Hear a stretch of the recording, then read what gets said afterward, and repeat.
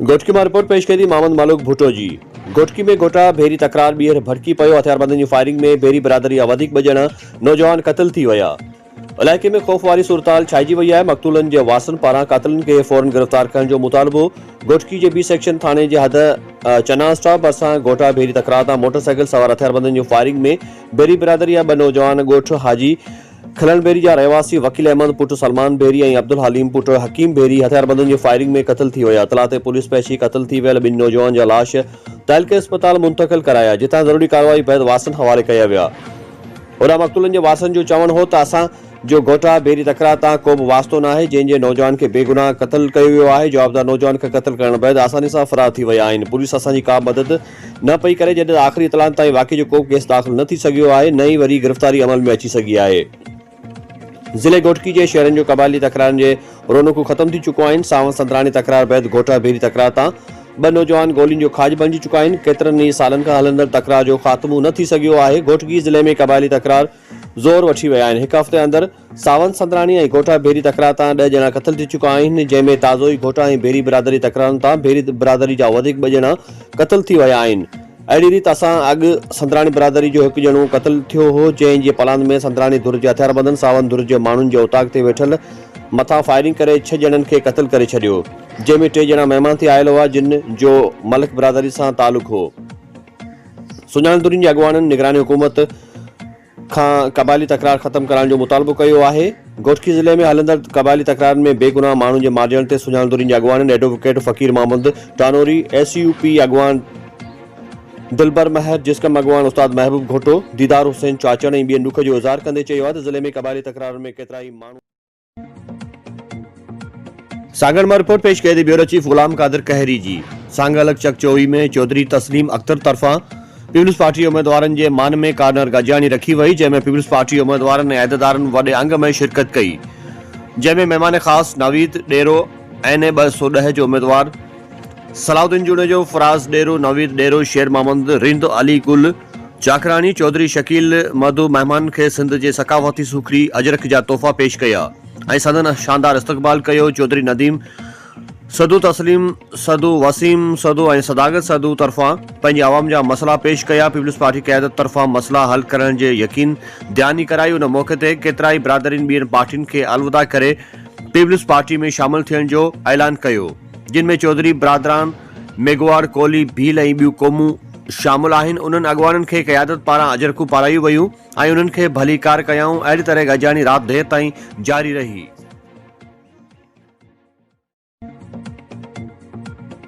ॿियानी नई नौजवाननि रत आतियो कयो। सखरन रिपोर्ट काज़ी अहमद रज़ा सनाई।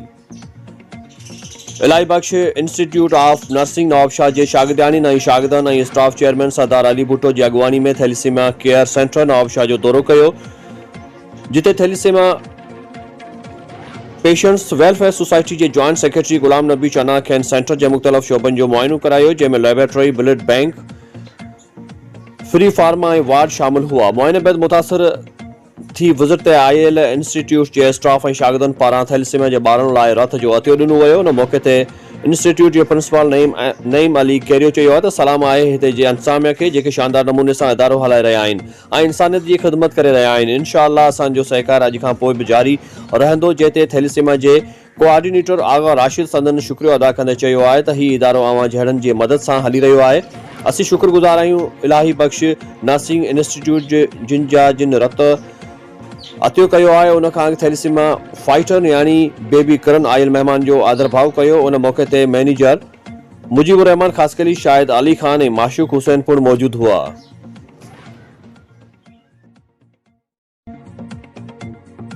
चकरन में रिपोर्ट पेश कई थी काज़ी अली रज़ा सनाई जी। पाकिस्तान पीपल्स पार्टी के मरकज़ी अॻुवान मखतूम महबूब ज़मा चयो आहे त पीपल्स पार्टी अवामी पार्टी आहे जंहिं लाज़वाल कुर्बानियूं ॾिनियूं आहिनि। हुन न्यू सईदाबाद में इलेक्शन वर्क के सिलसिले में PPS सीनियर अॻुवान नज़ीर अहमद राहो, नौजवान अॻुवान नज़ीर अहमद लाखो सां गॾु मुख़्तलिफ़ कार्नर गजानिन खे ख़िताब करे चयो त मटियारी ज़िले जी अवाम हमेशह पीपल्स पार्टी ते भरोसो करे खेसि खटायो आहे। हींअर बि असांखे यकीन आहे त 8 फरवरी ते PP जे उम्मीदवारनि खे वोट ॾेई कामयाब कंदी। हिन वधीक चयो त कोशिशि कंदासीं त रहियल तरक़ियाती कम मुकमल करायूं, आवाम जे बुनियादी मसइलनि ते वधीक ध्यानु ॾियूं। उन मौक़े ते आवाम पारां मखतूम महबूबुज़्ज़मा जे जुलूस ते गुलनि जी वर्खा करे शानदार आजा कई वई, जॾहिं त खेनि अजरकुनि ऐं टोपियुनि जा पिणु तोहफ़ा पेश कया विया। सांगड़ मां ब्यूरो चीफ गुलाम कादिर कहरी जी रिपोर्ट मूजिब SSP सांगड़ जी सदारत हेठि DPC इजलास थी गुज़रियो। 87 पुलिस कांस्टेबल खे हेड कांस्टेबल जे अहदनि ते तरक़ी ॾिनी वई। तरक़ी माणींदड़ अहलकार 1996 खां 2003 जे विच में भर्ती कया विया हुआ। SSP सांगड़ तरक़ी माणींदड़ अहलकारनि खे मुबारकबाद ॾिनी ऐं हिदायत कई त हे पंहिंजा फर्ज़ ईमानदारी ऐं फर्ज़ शनासई सां सरअंजाम ॾियनि। तफ़सील मूजिब अॼु SSP ऑफिस सांगड़ में SSP सांगड़ कैप्टन सदाम हुसैन जी सदारत हेठि डिपार्टमेंटल प्रमोशन कमेटी जो इजलास थियो। कमेटी 101 केसनि जो जाइज़ो वरितो, जिन मां 87 पुलिस कांस्टेबल खे हेड कांस्टेबल जे अहदे ते तरक़ी ॾिनी वई, जेके 1996 खां 2003 ताईं भर्ती थियल हुआ, जॾहिं त 6 एहलकारनि जे नाक़िस कारकर्दगी ते उन्हनि खे नज़रअंदाज कयो वियो। कमेटी जे मेंबरनि DSP लौंग खान शहर, DSP लीगल ज़करिया कोरेजो ऐं सर्विस शीट क्लार्क सांगड़ मलिक कमर शामिल हुआ। उन मौके ते SSP सांगड़ तरक़ी माणींदड़ अहलकारनि खे मुबारकबाद ॾिनी ऐं पंहिंजे ख़िताब में चयो त समूरा अहलकार पंहिंजी नई ज़िम्मेवारी, ईमानदारी, फर्ज़ शनासाई ऐं लगन सां सरअंजाम ॾियनि। अवाम जे नज़रुनि में महकमे जे वक़ार खे बहितर बनाइण लाइ पंहिंजो भरपूर किरदारु अदा कनि।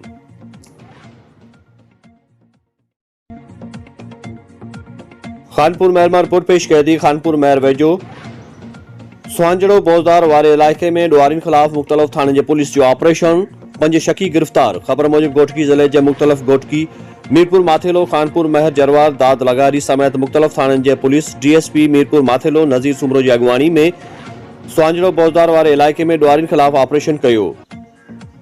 पुलिस ऑपरेशन दौरान सुहांजड़ो बौज़दार पीरबरी ऐं मुख़्तलिफ़ इलाइक़नि ॾांहुं ईंदड़ वेंदड़ रस्तनि ते नाकाबंदी कंदे ॾुआरियुनि जे थाकनि ते कड़ो चाढ़े घर घर तलाशी वरिती, जॾहिं त पुलिस ऑपरेशन दौरान 5 शकी माण्हुनि खे गिरफ़्तार करे वरितो आहे। उन हवाले सां DSP मीरपुर माथेलो नज़ीर सुमरो राब्तो करण ते ॿुधायो त SSP गोटकी जे हुकुम तहत सुहांजड़ो बौज़दार वारे इलाइक़े में ॾुआरियुनि जे गिरफ़्तारी लाइ ऑपरेशन कंदे 5 शकी माण्हुनि खे गिरफ़्तार करे वरितो आहे।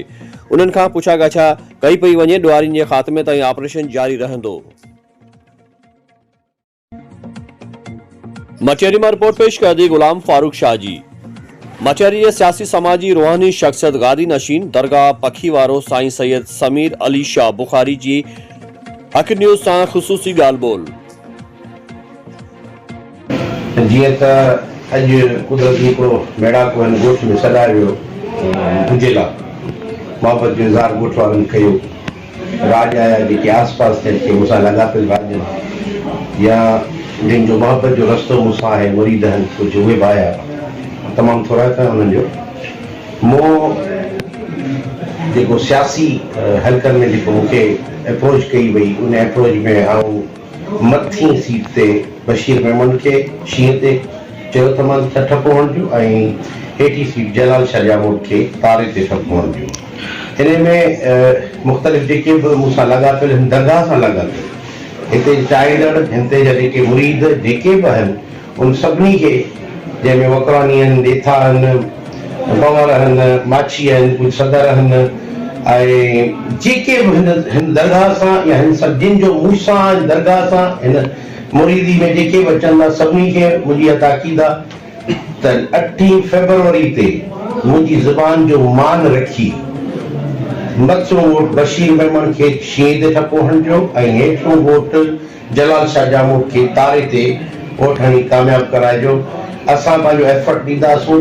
मुंहिंजी ज़ुबान जी मूंखे यकीन आहे, अहमियत रखंदा जेके बि मुंहिंजा चाहींदड़ हिन दरगाह सां लाॻापियल मुरीद मुंहिंजी ज़ुबान खे अहमियत ॾियनि। ऐं इहो ई सम्झां थो त इहो पैगाम उन्हनि सभिनी ते जेको हिन महफ़िल में हो या न हो, उनखे हिन पैगाम जे ज़रिए जंहिं मोहब्बत वारो जेको बि आहे इहो तयारु थो बाबा इन ॿिनि माण्हुनि खे पाण खे सपोर्ट करणु। अच्छा साईं, जेके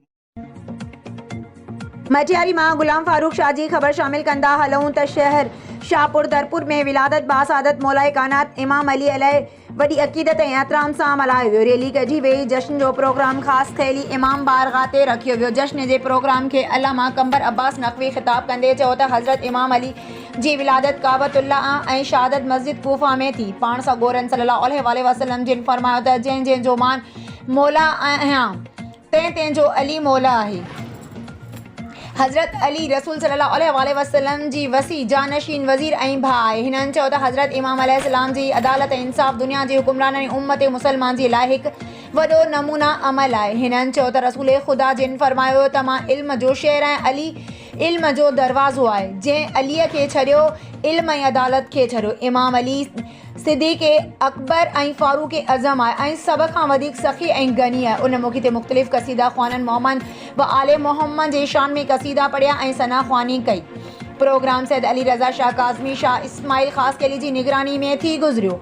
उन मौक़े ते नूर मोहम्मद शाह सैयद असद शाह अली वारिस ऐं मोमिनन वॾे अंग में शिरकत कई। आख़िर में नियाज़ लंगर विरहायो वियो।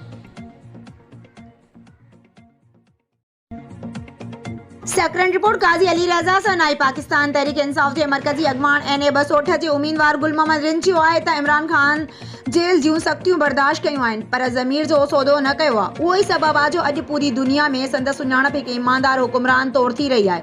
हू अली ख़ानज़ादा पारां रखायल कानड़ गॾिजाणी में ॻाल्हाए रहियो हुयो ऐं चयो त जेकॾहिं इमरान ख़ान ग़ुलामी क़बूल करे हा ऐं स्टेब्लिशमेंट जी हाँ में हाँ मिलाए हाँ त न सिर्फ़ संदसि हुकूमत जा 5 साल पूरा कया वञनि हा पर ईंदड़ हुकूमत जूं वाॻूं बि खेसि मिली सघनि हा। पर इमरान ख़ान हाँ में हाँ मिलाइण बजाए अखियुनि में मिलाए ॻाल्हायो जंहिंजो सबबु उहो हो जो हू हक़ ऐं सच जो पांधीअड़ो आहे। चोर ठगी ऐं 2 नंबरी संदसि डिक्शनरीअ में नाहे। उन करे अवाम खे मुल्क ऐं क़ौम जी बहितर मुस्तक़बिल लाइ घुर्जे त हू 8 फरवरी ते इमरान ख़ान पारां नामज़द कयल उम्मीदवारनि खे कामयाब कनि जिन जो निशान तोड़े जो आज़ाद आहे पर असांजी सोच साॻी आहे। उन मौक़े ते मेज़बान अली ख़ानज़ादा पारां गुल मोहम्मद रिन समेत आयल महिमाननि खे लुंगनि ऐं अजरकनि जा तोहफ़ा पेश कया विया जॾहिं त उन खां अॻु जुलूस ख़ानज़ादा हाउस पहुचण ते मथसि गुलनि जी वर्खा करे आजिया कई वई। कार्नर गॾिजाणी में हिसाम खान रिंद कामिल खान रिंद फ़हीम खान पाई इकबाल रिंद ग़ुलाम मुस्तफ़ा जलालानी नज़ीर हुसैन रिंद शहजाद रिंद राजेश कुमार अमीर गुल रिंद समेत कई पार्टी वर्कर मौजूद हुआ।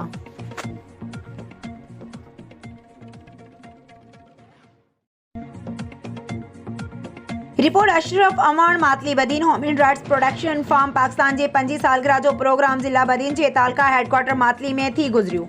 तफ़सील मौजूब human rights protection forum Pakistan जी 25 सालगिरह जो program human rights protection forum ज़िले बदीन पारां तालके हेडक्वार्टर मातली में रखियो वियो।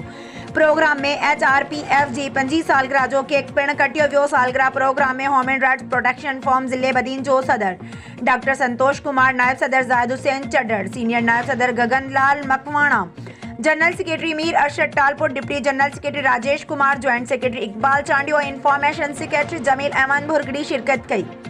उन मौक़े ते ज़िले बदीन में इंसानी हक़नि जी सूरत हाल समेत मुख़्तलिफ़ इंसानी भलाईअ जे प्रोग्रामनि ते गौर विचार कयो वियो। Human rights protection forum Pakistan जी 25 सालगिरह जे प्रोग्राम जे आख़िर मुल्क जी सलामती अमन ऐं ख़ुशहाली लाइ दुआ कई वई। काज़ी अहमद रिपोर्ट साहिल लाखो। काज़ी अहमद जे सूबाई तक PS 39 ते राडूनी इतिहाद जे उम्मीदवार क़ौमी रागी अली हसन ख़ास कयली इलेक्शन में कामयाबी हासिल करण लाइ तक जे मुख़्तलिफ़ यूसिस में वर्क तेज़ करे छॾी आहे।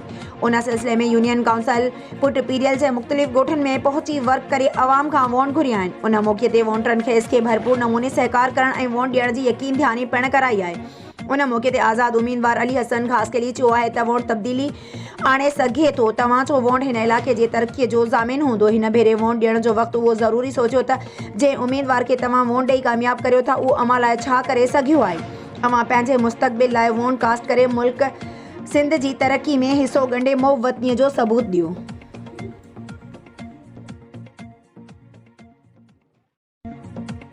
Ghotki district reporter Mohammad Malook Bhutto.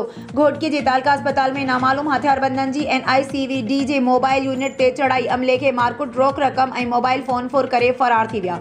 DSP office जे बिल्कुलु साम्हूं ऐं भर में पुलिस हुजण बावजूदि पुलिस न पहुती। मोबाइल यूनिट जे डॉक्टरनि मुताबिक़ त 10 खन हथियारबंद हुया ऐं असांजी मुलाज़िमनि सनी ऐं शफ़ीक अहमद ते हमिलो करे खेनि धक हणी फुर करे फ़रार थी विया ऐं खेनि अगवा करण जी कोशिश बि कई वई पर मज़ामत ते खेनि धक हणी फुर करे फ़रार थी विया। जॾहिं त DSP ऑफिस ऐं पुलिस बिल्कुलु सोली हुजण बावजूदि बर वक़्तु न पहुती ऐं हथियारबंद हमिलो करे आसानी सां फ़रार थी विया।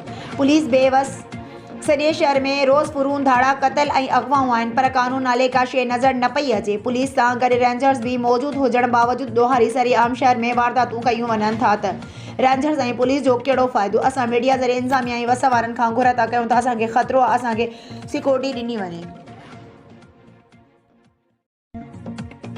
मटियारी रिपोर्ट गुलाम फारूक शाह। मटियारी चूंड मुहिम तेज़ थी वई। GDA उम्मीदवार PS 57 से हाजी जलाल शाह जामोट ऐं नवाज़ लीग उम्मीदवार NA 216 मटियारी बशीर मेमण ऐं ॿियनि जो ॻोठ साहब समा में अब्दुल्ला समो, इज़हार समो ऐं ॿियनि पारां थियल मेड़ाके में शिरकत करण दौरान जमीयतुल उलमा इस्लाम ऐं समा बिरादरी समेत ॿियनि बिरादरियुनि पारां शानदार इस्तक़बाल कयो वियो। जलसे में जमीयत उलमा इस्लाम जे अॻवान सलीम सिंधी सैद हाजी कमर मेमण, हाजी परवेज़ मेमण, ज़ैन शाह जामोट, सैद मुस्लिम शाह जामोट, रहमतुल्ला तुर्क, राजा निज़ामानी समेत जमीयतुल उलमा इस्लाम जे कारकुननि समेत समय ॻोठणनि वॾे अंग में शिरकत कई।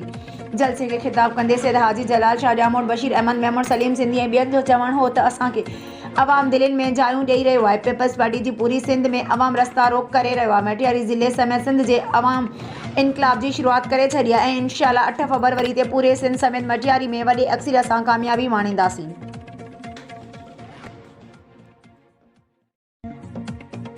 चक्रन काजी अली रज़ा सनाई, वाइस चांसलर शहीद बेनज़ीर भुट्टो यूनिवर्सिटी शहीद बेनज़ीराबाद, प्रोफेसर डॉक्टर अमानत अली जलवानी जी मेज़बानी में यूनिवर्सिटी जो 6 तालीमी कन्वेंशन जो इनकाद यूनिवर्सिटी जी मेन कैंपस में थी गुज़रियो। कन्वेंशन जी सदारत तालीम वारे वफ़ाक़ी वज़ीर मदद अली सिंधी कई। हिन कन्वेंशन में बैचलर ऐं मास्टर्स प्रोग्राम में 1452 शागिर्दनि में डिग्रियूं विरहायूं वयूं। उन हवाले सां मुख़्तलिफ़ प्रोग्रामनि में गोल्ड मेडल हासिल कंदड़ शागिर्दनि में ज़ैबुन्निसा भट्टी, उम्मे फरवा सूमरो, कायनात मेमून, सैयदा शर्मीन शाह, उम्मे फरवा आशिक शामिल आहिनि। जॾहिं त सिल्वर मेडल खटींदड़नि में अक्सा आरिफ, साक्षी लोहाणो, आमना नज़ीर मेमण, मिस्किन रियाज, जुबैदा जतोई, मोमना मेमण, मकसूदा खातू चन्ना, काशिफ कीरियो, सैद इकरा पलूशा, नास सूमरो, मसअब लुंधर, मोहसिन जतोई ऐं ॿिया शामिल आहिनि। मीरपुर ख़ास ब्यूरो चीफ सूमार समय जो इलेक्शन 2018 में क़ौमी असम्बली जे तक NA 218 ते पाकिस्तान पीपल्स पार्टी जे उम्मीदवार पीर हसन झीलानी आज़ाद उम्मीदवार सैद अली नवाज़ शाह विच में मुक़ाबलो थियो, जंहिंमें अली नवाज़ शाह 75,842 वोट खणी कामयाब थियो। हिन वक़्तु इलेक्शन 2024 आहे ऐं हाणे क़ौमी असम्बली जे तक NA 211 खे तब्दील कयो वियो आहे ऐं हिन वक़्तु पाकिस्तान पीपल्स पार्टी जे उम्मीदवार पीर आफ्ताब शाह झीलानी आज़ाद उम्मीदवार सैद अली नवाज़ शाह विच में सख़्तु मुक़ाबलो। 2018 में 2024 जे विच वारे 5 सालनि में मीरपुर ख़ाज़ी अवाम के शौर में तब्दीली आई आहे। उम्मीदवारनि खां सवाल पुछिया पिया वञनि ऐं उन्हनि 5 सालनि में उम्मीदवार बि तब्दील थी विया आहिनि, जंहिं करे मीरपुर ख़ाज़ी अवाम जे शौर में तब्दीली आई आहे। चवनि था त चूंड तक जे चौथी ऐं आख़िरी तब्दीली 8 फरवरी ते थींदी। ऐवान सहाफ़त सूमार समय जो।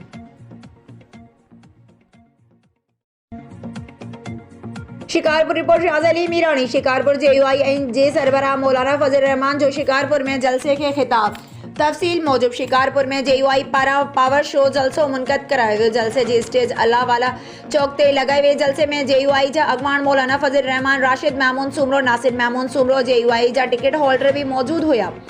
तक NA 192 जे उम्मीदवार डॉक्टर मोहम्मद इब्राहिम जतोई, PS 7 जे उम्मीदवार आगा तैमूर खान पठान, PS 8 जे उम्मीदवार मीर आबिद हुसैन जतोई, MA 193 जे उम्मीदवार राशिद महमूद सूमरो, मौलाना सिराज शाह अमरोडी, अब्दुल कयूम सूमरो, मोहम्मद मियां सूमरो ऐं ॿियनि पिणु ख़िताब कयो। JUI सरबराह मौलाना फज़ल रहमान ॻाल्हाईंदे चयो त PPA जी हुकुमराननि हमेशह अवाम खे ख़ौफ़ज़दा कयो आहे।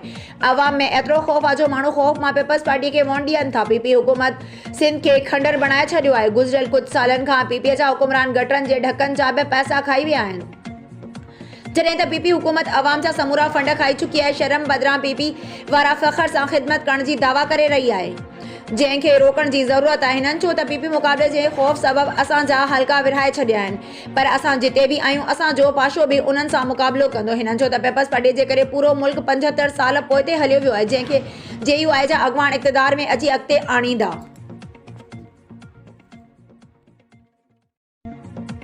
घोट की डिस्ट्रिक्ट रिपोर्टर मोहम्मद मलूक भुट्टो एक MPA खे घुर्जे त कानून साज़ी करे त जीअं ठीकनि जी करप्शन में मुलविस न थिए। मसला हल करण लाइ अख़्तियार UC सतह ते मुंतकिल कया वञनि। जेकॾहिं स्कूल आहिनि त उस्ताद न आहिनि, जेकॾहिं उस्ताद आहिनि त इहे तालीम ॾियण लाइ तयारु न आहिनि। महसूस थिए थो त हिकु मनसूबे तहत माण्हुनि खे जाइल रखियो पियो वञे त जीअं हू चूंडियल नुमाइंदनि खां सवाल न करे सघनि। PS 19 जे आज़ाद उम्मीदवार नादिर अकमल ख़ान लगारी जो मीडिया सां सचियूं ऐं खरियूं ॻाल्हियूं। PS 19 जे उम्मीदवार नादिर अकमल लगारी चूंड मुहिम जे सिलसिले में तक जे पुठिते पियल इलाक़नि जो दौरो कयो। दौरे दौरान इलाइक़े वासियुनि संदसि शानदार इस्तक़बाल कयो। हिन हल्के जे मौजूदा सूरत हाल ते अफ़सोस जो इज़हार कंदे चयो त करप्शन हिन मुल्क खे भीम वांगुरु खाई रही आहे। रोडनि जी अॾावत खां वठी सरकारी इमारतुनि जी अॾावत ताईं हर को करप्शन करे रहियो आहे, जंहिंसां मुल्क खे नुक़सान थी रहियो आहे। सनअती ज़ूननि ऐं मदनी वसीलनि सां मालामाल ही ज़िलो हुकूमत खे अरबें रुपया रेवेन्यू जी मिद में अदा करे थो। उन बावजूदि घोटकी ज़िले में तालीम तबाह थी वई आहे। अवामी सिहत जी खोट ऐं सनअतकारी ज़ोन में नौजवाननि लाइ रोज़गार जा मौक़ा बि न हुअण सबबि नौजवाननि खे मायूस करे छॾियो आहे। नादिर अकमल ख़ान लगारी चयो त हू इक़्तिदार में अचण खां पोइ असेंबली फ्लोर ते इलाइक़े जी अवाम जे हक़नि लाइ जिदोजहद कंदा ऐं बुनियादी वसीलनि जी फ़राहमी खे यकीनी बणाइण लाइ पंहिंजो किरदारु अदा कंदा।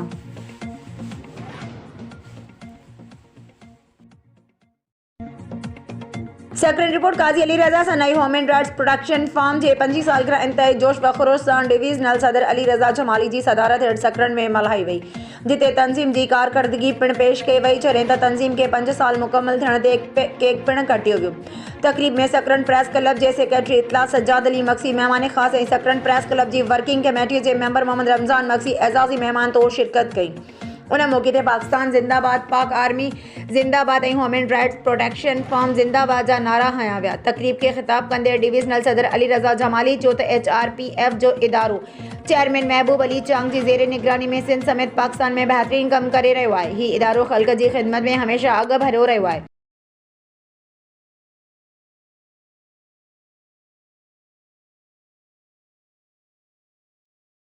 एफ जे director complaint cell advocate Syed Ali Mohammad Shah, senior नायब सदर जावेद इकबाल मक्सी, नायब सदर नूर बख्श खोखर, नायब सदर ज़मीर हुसैन, जनरल सेक्रेटरी तहसीन जमाली, साजिद अली जमाली, मोहम्मद सज्जाद समो, अली मोहम्मद ऐं ॿियनि दोस्तनि शिरकत कई ऐं आख़िर में मुल्क क़ौम ऐं HRPF जे इदारे लाइ ख़ुसूसी दुआ घुरी वई।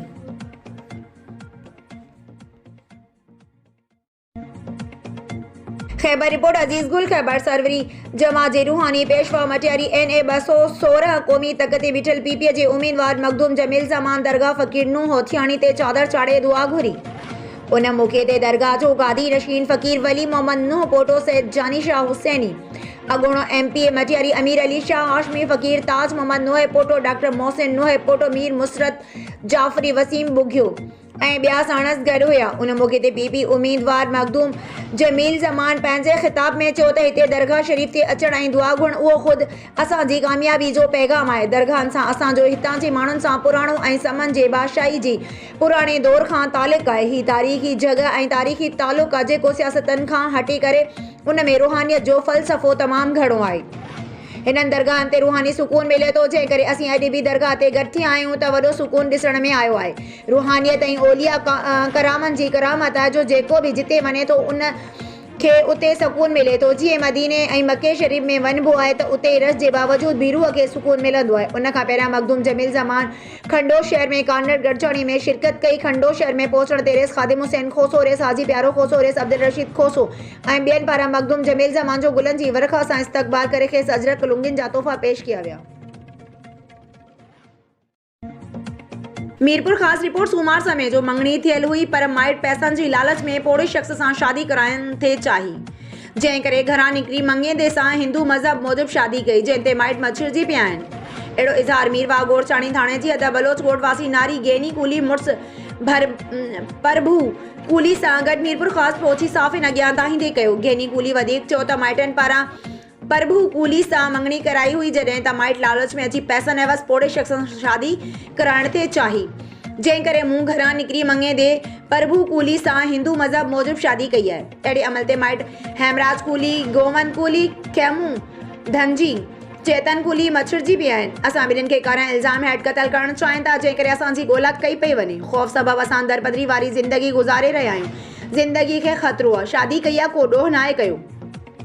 शादीशुदा जोड़े वास्तेदार अख़्तियारनि खां पुरज़ोर मुतालबो कंदे चयो त मामले जो नोटिस वठी ज़िंदगी खे तहफ़्फ़ुज़ फ़राहम कयो वञे त जीअं ख़ुशी सां आज़ाद ज़िंदगी गुज़ारे सघूं।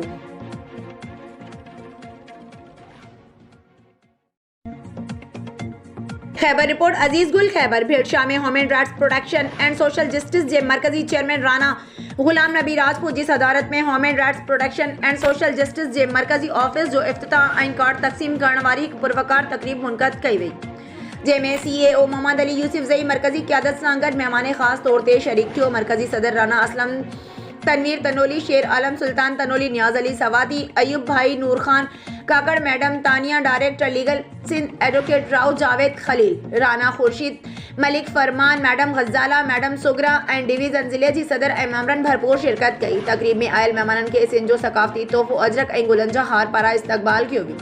उन मौक़े ते human rights protection and social justice जे मरकज़ी ऑफिस जो इफ़्तिताह कयो वियो, जॾहिं त मेंबरनि ऐं उहिदेदारनि में कार्ड पिणु तक़सीम कया विया। अॻुवाणनि ख़िताब कयो ऐं बाद में डिनर जो एहतमाम कयो वियो। मीरपुर ख़ासि रिपोर्ट सूमार समय जो म्यूनिसिपल कॉर्पोरेशन जे टाउन सैद ख़ादिम अली शाह जे UC 5 UC 6 जे अवाम पारां पीपल्स पार्टी जे उम्मीदवारनि जे मान में पंवर कॉलोनी वारे इलाइक़े में गार्डनर गॾिजाणी मुनक़द कई वई, जंहिंमें पीपल्स पार्टी जे अॻुवाणनि महरान पंवर, अज़ीज़ पंवर, जावेद पंवर, कांजी राणो भील, नसीर पंवर, नोमान पंवर, बिरादरी कुली, बिरादरी भील, बिरादरी सोलंगी, बिरादरी ख़ास कैली, बिरादरी जट बिरादरी, आराई बिरादरी, भट्टी बिरादरी, पठान बिरादरी जे माण्हुनि समेत इलाइक़े जे समय माण्हुनि शिरकत कई, जिते पीपल्स पार्टी जे क़ौमी तक NA 211 ते पीपल्स पार्टी जे उम्मीदवार पीर आफ्ताब हुसैन शाह जीलानी, सूबाई तक PS 46 ते नमज़द PP उम्मीदवार सैयद ज़ुल्फ़िकार अली शाह, सूबाई तक PS 45 जे उम्मीदवार हरीराम किशोरी लाल जी आमद ते समय माण्हुनि पारां जीए भुट्टो जा नारा हणी गुलनि जी वर्खा करे शानदार आजिया करे पिंडाल में आंदो वियो। उन मौक़े ते अॻोणे MNA शमीम आराई पंवर, अॻोणे MPA खैरुन्निसा मुग़ल पिणु साणस गॾु हुया। गॾिजाणी खे ख़िताब कंदे अॻोणो MPA ज़ुल्फ़िकार अली शाह चयो त पीपल्स पार्टी सूबे में रिकॉर्ड तरक़ियाती कम कराया, ख़ासि करे सिहत जे हवाले सां दिलि जी बीमारियुनि जी अस्पतालुनि जो सॼे सिंध में ॼार विछायो वियो, जॾहिं सिंध हुकूमत जे ताउन साम्हूं पंहिंजे तक में रोडनि जो ॼार विछायो। उन खां सवाइ बहिराड़ियुनि जे इलाइक़नि में पाणीअ जो ताव समेत CC रोड ठाहिया, पंहिंजे अवाम जे मसइलनि खे असेंबलीअ जी प्लेटफॉर्म तां उजागर कयो। उहो ई सबबु आहे अॼु समय माण्हू हिते गॾु थी आहिनि। 8 फरवरी ते अवाम जे वोट सां कामयाबु थींदासीं। अॻोणो वफ़ाक़ी वज़ीर पीर आफ्ताब हुसैन शाह जीलानी चयो त असां पंहिंजे हुकूमती दौर में तक में रिकॉर्ड तरक़ियाती कम कराया, ख़ासि करे शहर जे रांदियुनि जे मैदाननि खे अपग्रेड कयो त जीअं नौजवान नस्ल समाजी बुराइनि बदिरां रांदियुनि नाल लाड़ो कनि। उन खां सवाइ अवाम खे रोज़गार जा मौक़ा फ़राहम कया। इलेक्शन में पीपल्स पार्टी सॼे मुल्क में क्लीन स्वीप कंदी। मेहर रिपोर्ट में रियाज़ सूमरो, मेहर ख़ासि कैली ऐं तीवणा बिरादरी जे ॿिनि धुरियुनि में पुराणी संगावती तकरार तां 3 ॾींहं अॻु जड़े में क़तल थी वियल नौजवान इम्तियाज़ अली तीवणो जे वाक़े बाद वारसनि जो रफ़ीक तीवणो, इमदाद तीवणो जी अॻुवाणी में मेहर इंडस हाईवे ते लाश रखी धरणो हंयो वियो। धरणे सबबु कराची ऐं लाड़काणो ॾांहुं ईंदड़ वेंदड़ ट्रैफ़िक मुअतल थी वई। मुसाफ़िर सख़्त परेशानियुनि खे मुंहुं ॾियण लॻा आहिनि। मुज़ाहिरीन दाईंदे चयो त ख़ासि कैली बिरादरी जे माण्हू ज़ुल्म जी इंतिहा कई आहे। ख़ासि कैली बिरादरी जे हथियारबंदनि सरियाम हमिलो करे असांजे हिक नौजवान खे क़तल ऐं 10 खां वधीक माण्हुनि खे ज़ख़्मी कयो, पर फरीदाबाद पुलिस जी नाअहली सबबु जवाबदार ख़िलाफ़ का बि कार्रवाई नाहे कई वई। हिननि चयो त बाअसर जवाबदार असांजो जीअण जंजाल बणाए छॾियो आहे। हिननि चयो त छोकिरी बि असांजी अगवा कई वई ऐं फ़ैसिलो थियण बावजूदि बि ख़ासि कैली बिरादरी जे माण्हुनि फ़ैसिलो न मञियो। हिननि चयो त पुलिस जी नाअहली सबबु वधीक ख़ूनारेज़ी जो ख़तरो आहे। हिननि SSP दादू खां अंगुर कई आहे त वाक़िए जो नोटिस वठी जवाबदारनि खे गिरफ़्तार करे असां सां इंसाफ़ कयो वञे, ॿी सूरत में एहतजाज जो दाइरो वधायो वेंदो। यादि रहे त तीवणा ऐं ख़ासि कैली बिरादरी जे ॿिनि धुरियुनि में प्यास तीवणो ऐं ख़ासि कैली विच में 6 महीना अॻु नारी समीना तीवणो पारां मुबैना तौर पप्पू ख़ासि कैली सां निकिरी वञण वारे मसइले तां धुरियुनि में तकरार हलंदड़ हुयो। धुरियूं हिक ई ॻोठ जूं हुजण सबबु धुरियुनि में 6 खां वधीक भेरा झड़ा थी चुका आहिनि। थियल झड़नि में धुरियुनि जा 50 खां वधीक माण्हू, औरतूं ऐं ॿार ज़ख़्मी पिणु थी चुका आहिनि। धुरियुनि जा हिक ॿिए ख़िलाफ़ कोर्टुनि में बि केस हलंदड़ आहिनि, जॾहिं त वाक़िए जो फ़ैसिलो बि थी चुको आहे, पर उन फ़ैसिले ते बि अञा ताईं अमल नाहे थी सघियो, जंहिं सबबु धुरियूं झेड़ींदड़ रहनि थियूं। सिजावर रिपोर्ट इम्तियाज़ मेमन दड़ो में हाजी यार मोहम्मद सूमरो ऐं ज़िले काउंसिल जे मेंबर अज़ीज़ सूमरो, UC खानपुर जे चेयरमैन रियाज़ सूमरो पारां PP अॻवान ऐं साबिक़ ज़िले नाज़िम सैयद शफ़क़त हुसैन शाह शिराज़ी ऐं PP अॻवान सैयद हाजी पाशा शिराज़ी जे मान में आजियाणो, जंहिंमें सूमरा बिरादरी समेत ॿियनि जे वॾे अंग में शिरकत। शानदार इस्तक़बाल। सूमरा बिरादरी पारां इलेक्शन में मुकमल साथ ॾियण जो वचन। ठारू शाह नून लीग ऐं GDA सिंध समेत पूरे पाकिस्तान मां इलेक्शन में कामयाब थींदे अवाम सजाग थी चुको आहे। सिंध जे दुश्मननि खे हिन इलेक्शन में बदतरीन शिकस्त मिलंदी। वफ़ाक़ ऐं सिंध में नून लीग जे GDA जे गॾियल हुकूमत ठहंदी। अड़नि ख़ालनि जो इज़हार नून लीग जे मरकज़ी नायब सदर शाह मोहम्मद शाह ठारू शाह भरिसां मन्यट में सहाफ़ियुनि सां ॻाल्हाईंदे कयो। ठारू शाह भरिसां PP जे रुठल अॻवान सरदार उस्मान खान आलमानी वटि नून लीग जो मरकज़ी नायब सदर शाह मोहम्मद शाह NA 205 नून लीग जो उम्मीदवार सैयद असगर अली शाह ऐं ॿियनि जी मुलाक़ात नून लीग अॻवाननि पारां PP जे अॻवान सदर उस्मान आलमानी खां इलेक्शन में मदद घुरी वरिती। उन मौके ते पीपी अॻवान सरदार मोहम्मद उस्मान खान आलमानी चयो त पीपी असांजो घर आहे ऐं घर में 2 भाती कावड़नि जा अंधा आहिनि। मुंहिंजो इख़्तिलाफ़ पार्टीअ सां न पर उम्मीदवारनि सां आहे जेकी गुज़िरियल 5 सालनि दौरान अवामी ख़िदमत न करे सघिया आहिनि। संदनि ख़िलाफ़ अहिड़ी शिकायत पार्टीअ जी क़यादत सां पिणु कई आहे। उन मौके ते नून लीग जे अॻवाननि चयो त अवाम हिन वॾी अक्सरियत सां कामयाब थी मर्कज़ ऐं सिंध में हुकूमत जोड़ींदी। Reporter Naseer Abro. Breaking news Mirpur Khas report सूमार समय जो पीटीआई जे NA 212 ऐं PS 46 जी उम्मीदवार सैयद मुमताज़ अली शाह पीपीए जे मरकज़ी अॻवान फरियाद टालपुर ऐं मीर मुनव्वर अली खान टालपुर PS 46 जे उम्मीदवार सैयद ज़ुल्फ़कार अली शाह सां मुलाक़ात बाद पीपी में शमूलियत जो ऐलान करे छॾियो। पीपी अॻवान सैयद ज़ुल्फ़कार अली शाह जे हक़ में हथ खणी छॾियो। ऐवान साफ़त सूमार समय जो। शिकारपुर रिपोर्ट रियाज़ अली मीरानी गढ़ी यासीन लग गोट मारू बोड़ा में पीपी जो पावर शोर बोड़ा बिरादरी पारां वडेरे अली मदद बोड़ो जी मेज़बानी हेठि तारीख़ी जलसो हज़ारे कारकुननि जी शिरकत। वज़ीर आज़म बिलावल भुट्टो जा उभ ॾारींदड़ नारा। पीपी मुखालिफ़नि जूं ज़मानतूं ज़ब्त कराईंदसि आगा सुराज खान दुरानी। तफ़सील मूजिब गढ़ी यासीन लग गोट मारू बोड़ो में बोड़ा बिरादरी जे मोज़िज़ीन अली मदद बोड़ो मोहम्मद अनवर बोड़ो मोहम्मद वसीम बोड़ो ऐं ॿियनि जी मेज़बानी हेठि इलेक्शन मुहिम जे सिलसिले में तारीख़ी जलसो थियो जिते आयल महिमाननि खे सिंध जी सकाफ़त टोपी अजरक ॾिना विया। जलसे खे आगा सिराज खान दुरानी ख़िताब कंदे चयो त ईंदड़ वज़ीर आज़म बिलावल भुट्टो ज़रदारी थींदो। पीपी कारकुननि महिनत कनि त जीअं वधि में वधि MNA चूंडिजी सघजनि। हिन चयो त पीपी मुखालिफ़ उम्मीदवार लाड़काणे ऐं नवाब शाह खां आया आहिनि जिन खे मां सुञाणा बि न। आगा सुराज खान दुरानी चयो त शिकारपुर में ज़िले में इलेक्शन विढ़ंदड़ मौलाना जो फोटो ॾिठो आहे। अवाम 8 अक्टूबर ते तीर ते ठपोणी अवाम दुश्मन क़ुवतुनि खे शिकस्त ॾिनी।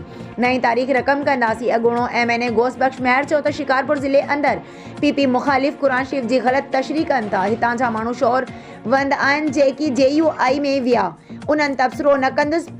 पीपी ज़िले शिकारपुर जे सदर मीर आबिद खान भयो चयो त भयो ख़ानदान पीपीअ में आहिनि ऐं रहंदा। पीपी उम्मीदवार वॾी अक्सरियत सां कामयाबी हासिल कंदा। NA 193 जी टिकट होल्डर मोहम्मद शहरियार खान महर चयो त असां पीपीए जे प्लेटफॉर्म तां चूंड विढ़ंदड़ उम्मीदवार कामयाब थी मुल्क जी ख़िदमत कंदा। शिकारपुर पीपीए जो किलो ऐं रहंदो। असां आवाम जी ख़िदमत ते यकीन रखूं था। जलसे में ग़ुलाम मुस्तफ़ा बोड़ो मुनव्वर बोड़ो यासिर बोड़ो लियाकत बोड़ो समेत बोड़ा बिरादरीअ जे नौजवान पीपल्स पार्टी जे जियालन लेडीज़ विंग वॾे अंग में शिरकत कई।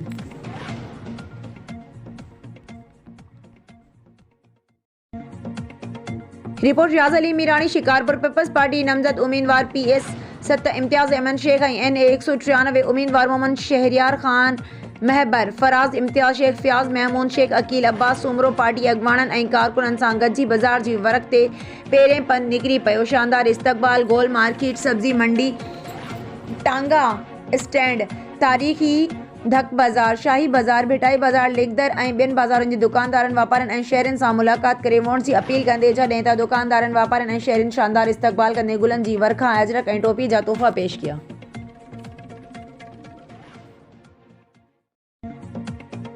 खैबर रिपोर्ट अजीज़ गुल खैबर मटियारी ज़िले में चूंड मुहिम तेज़ थी वई। GDA उम्मीदवार PS 57 से जलाल शाह जामोट ऐं नवाज़ लीग उम्मीदवार NA 216 मटियारी बशीर अहमद मेमण ऐं ॿियनि जो खंडो शहर वेझो ॻोठ मोहम्मद सिद्दीक़ फानानी खोसो में रेज़ मोहम्मद सिद्दीक़ फानानी खोसो अता हुसैन फानाड़ी खोसो अली मोहम्मद फानानी खोसो मीर चाकर फानानी खोसो ऐं ॿियनि पारां थियल मेड़ाके में शिरकत करण दौरान जमीयतुल उलमा इस्लाम ऐं खोसा बिरादरी समेत ॿियनि बिरादरियुनि पारां शानदार इस्तक़बाल कयो वियो।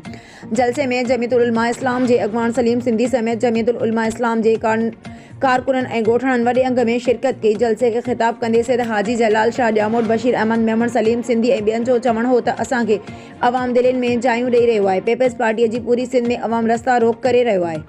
मटियारी ज़िले समेत सिंध जे अवाम इनक़लाब जी शुरूआत करे छॾी आहे ऐं इंशाअल्लाह 8 फरवरी ते पूरे सिंध समेत मटियारी में वॾी अक्सरियत सां कामयाबी माणींदासीं।